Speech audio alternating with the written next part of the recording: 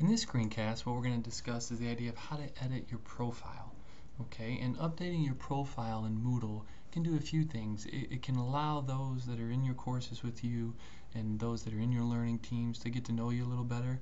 You can provide as much or as little information as needed, but it also allows you the ability to communicate and personalize Moodle a little bit to make it, you know, some people online like the level of anonymity and some people don't. And so if you want to make yourself a little more available and let people know a little more about you, you can do that.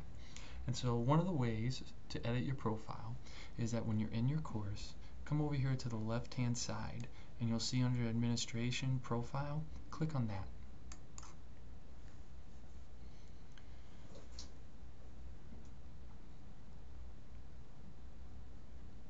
Okay, now once the screen refreshes, you'll see a few things. First, you'll notice that your name appears. Okay, then you'll notice here that initially the icon for your picture of who you are is just this smiley face with sunglasses, and we'll show you how you can change that.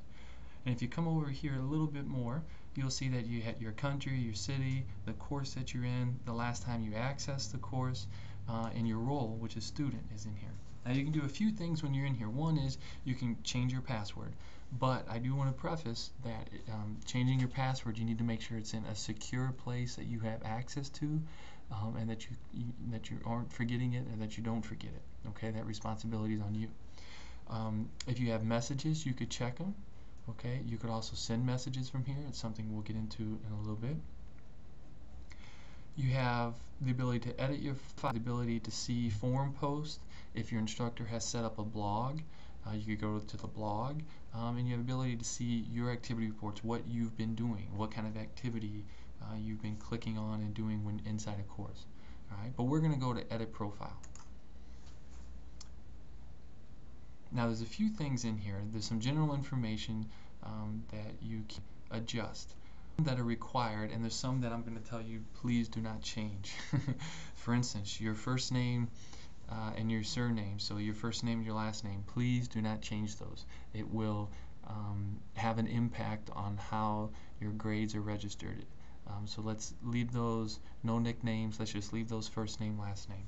Your email address needs to be, now I realize here it's not, but this is because it's an example student, but your email address needs to be your Baker email address. It can hamper the way that the system registers you, and by changing it, it can actually boot you out of the system and not allow you into the course, which would create problems that we don't want to have. Okay. Email display. If you can go ahead and leave, you can hide it if you'd like, but you can go ahead and leave it on because it's going to be your Baker email. That way when people check your profile, they could see your email and then contact you. Email activated, you want to go ahead and set this to enabled. Okay, I'm going to leave this one disabled because it's a student test one, but you want to go ahead and enable yours. That will allow Moodle to communicate with messages and whatnot through your email account. Your city, town, put wherever it is that you live. Where you're in, go ahead and put that.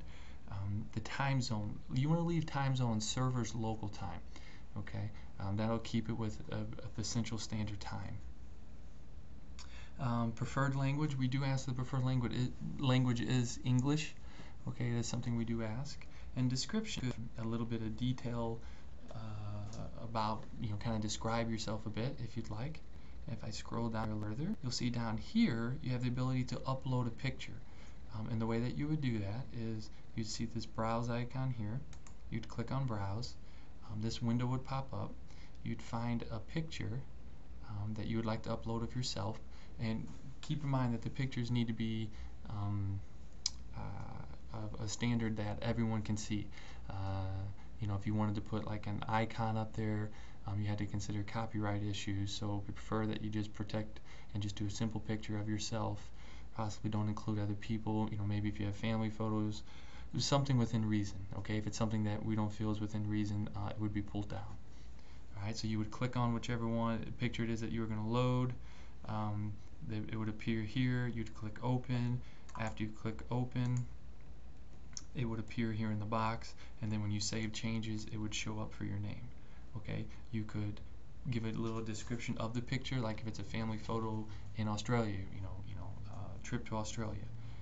Here you could put a list of interests, things that you just find interesting or that you enjoy, possibly hobbies.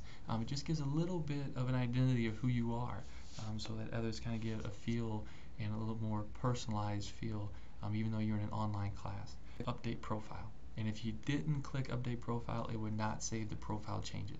So you would have to click update profile. Okay. Now, when you come back, your information will appear here. And if you had descriptions or interests, that would appear down here, and your picture would change. Okay. Now, if we wanted to send a message, if I come over here to messages and click on it, okay. Notice here it says my contact list is currently empty. If my contact list was not empty, I would have all the participants in the course's names available, as that's what you'll have. And by clicking on their name, you would be able to send them a message, which we'll show you how to do that in another video as well, but that gives you an idea. You could also search for participants in your class and be able to look for users that way as well.